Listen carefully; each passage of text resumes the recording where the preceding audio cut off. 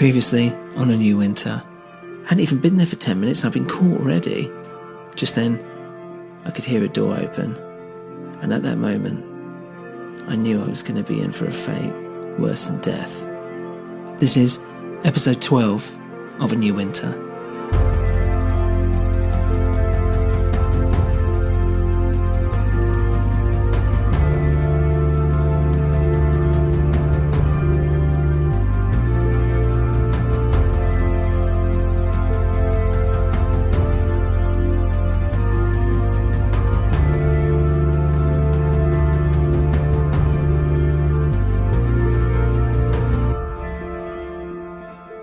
I started screaming and shouting, the gag in my mouth making me sound muffled. I pulled at the constraints as hard as I could, like my life depended on it, but I just couldn't move. I began panicking. I could feel myself getting lightheaded as my heart raced. I couldn't breathe properly with the gag in my mouth. I felt like I was about to pass out until the footsteps passed in front of me. My blindfold was lifted, and there, standing in front of me, was Inspector Dewbridge. He put a finger against his mouth, telling me to be quiet, and took off my gag. "Thank you," I said. I could have cried at that moment. "Shh, let's get you out of here," he said, and took off the constraints. I stood up and almost fell over. The room was spinning. Dewbridge caught me and opened my eyelids, staring into me. "You've been drugged," he said. "Can you at least walk?" Just then, I threw up, and I couldn't stop. The splash against the cold concrete floor made Dewbridge wince, worried, I guess, about the sound. I had that post-vomit euphoria that you get, as if I just cleansed myself from this evil this place had put inside of me. "Ugh, I feel better now," I said, and stood up straight. "Get dressed," Dewbridge said, and threw me my clothes. As I dressed, I realised I didn't have the gun. How much time had even passed? Did Nicola call the police? Well, that was unlikely. "Look, I had a gun," I told Dewbridge, not really thinking about if it would get me in trouble or not. "You could say goodbye to that," he said. "They would have kept hold of something like that." "Damn it," I thought. "We need to get out of here," Dewbridge said, and made his way to the door. "Follow me." As we walked out into the bright red corridor, I could see that I was just another mouse trapped in this underground maze of rooms. I could hear, ever so faintly, that jazz record from earlier. The idea that Mr. Tooley was still here, still so near me, chilled me to the bone. I didn't want to picture that grotesque scene I'd witnessed just earlier. I want to bury it into my darkest nightmares. I followed Dewbridge as we skulked the corridors. "There," said Dewbridge, and pointed to a door at the very opposite end of the corridor. "Slowly," he said. "Don't make a sound," he whispered into my ear, and I nodded. There was no way I was going to get caught again. I doubt I'd be so lucky next time. As we took slow steps down the corridor, I became aware of a slow humming. What was that? I couldn't quite place it, and then I realised it was a group of people chanting or something, humming and chanting. It filled me with dread. I could feel my heart thumping through my chest, and Dewbridge must have heard it too. He stopped for a slight moment, as if in trepidation, and then continued forward. We're about halfway down the corridor now, and the chants were getting louder. I was trembling, sweating. I just wanted to sprint out the door and just take my chances. I couldn't take those sounds anymore. They were driving me insane. We're about 2/3 of the way down when behind us a door opened and a man came out, bloated, naked.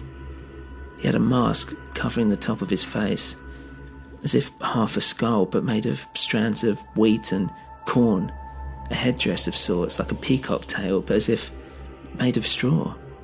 Dewbridge put a hand on me. "Keep still." But I was frozen stiff anyway.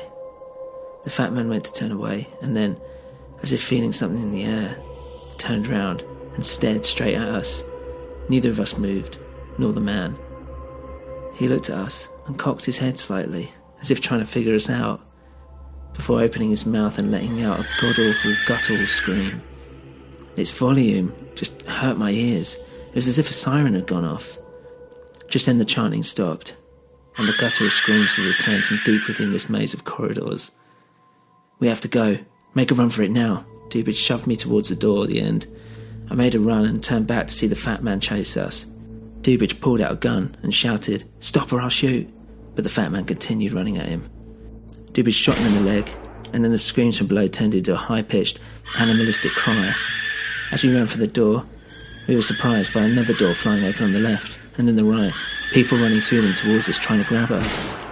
I heard Dubridge shoot them as they fell, and I turned around to see, in the red darkness, a mass of bodies scrambling towards us, all naked, yet all masked, and inhuman screams filling the air. Men, women, old, young, they were indistinguishable with their masks. It was as if they'd all become possessed. Dubridge was popping off shots, which was now of little use. We threw open the door and fell out. Dubridge quickly got up and slammed the door shut, pushing his weight up against it, but there was no struggle. There was no one inside pushing against the door. In fact, it was completely silent. We looked at each other confused, and then I realised where I was. This wasn't the way I'd come in, this was different.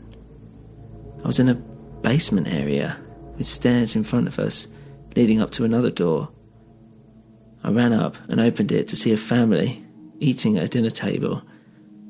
It was sunny, and everyone was happy and chatting. And there I saw me, as a little boy, laughing with my mother, a bright smile beaming across my face. "What are you doing?" I heard Dubridge say. I suddenly realised I'd been daydreaming. I saw something, I began. "Ugh, it's the drugs, they're still affecting you. It should wear off any minute. You're hallucinating, don't worry," he said. What was happening? How much had I hallucinated? What even happened? What I did see around me, though, was a family home. It was as if walking into any other dining room. It was quaint. Lived in. "Come on, let's go," Dubridge said. "I need to call this in." We walked outside into the morning. The sun was bright, crisp, and the sky clear. The house was normal. A nice flower bed in the front garden, quiet, residential street, and not that weird, isolated country house I'd seen with Nicola, where I went in the other way, the used entrance or whatever it was. Had that all been real? I mean, it felt real. Dubridge was on the phone. He was walking around, speaking quietly and looking up at the house. All I could hear were the birds tweeting, signalling a new day, and all I wanted to do was just go home. As if he could read my mind, Dubridge turned to me and said that I should go. The police will be here any minute, and he didn't want me to get caught up in it. I wasn't going to argue with that, so weaponless but seemingly with my wallet intact, I wandered home. I wondered if I should try and find Nicola and explain what had happened, tell her about the gun, just apologise to her. But I didn't want to go back near to that place. I just wanted to go home. As I walked through the front door, my mum immediately ran up to me. "Where have you been? What have you been up to?" Look, believe me, you don't want to know. I do want to know. I want you to tell me right now." Why are you being like this? What's happened?" I asked. And then she started crying. "Where were you? Where have you been all night?" Then, from behind her, I could see the news on the TV. A body had been found. Another one. It was the girl who had gone missing at the same time as Jackie. She was dead.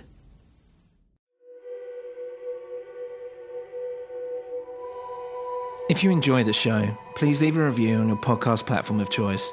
For more info, including how you can support the show, please visit anewwinter.com. Thank you for listening to A New Winter.